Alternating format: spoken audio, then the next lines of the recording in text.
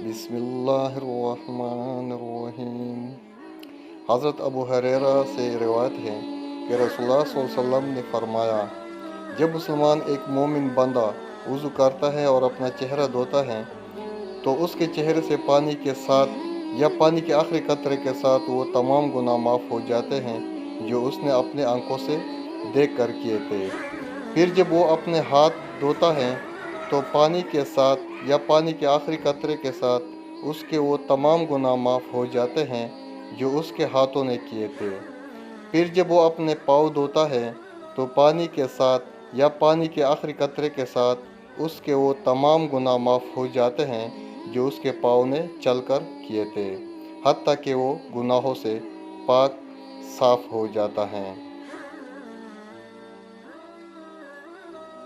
حضرت ابو ہریرہ رضی اللہ عنہ نے کہا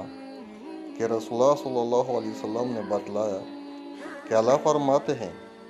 کہ 3 قسم کے لوگ ایسے ہیں کہ جن کا قیامت میں خود مدعی بنوں گا۔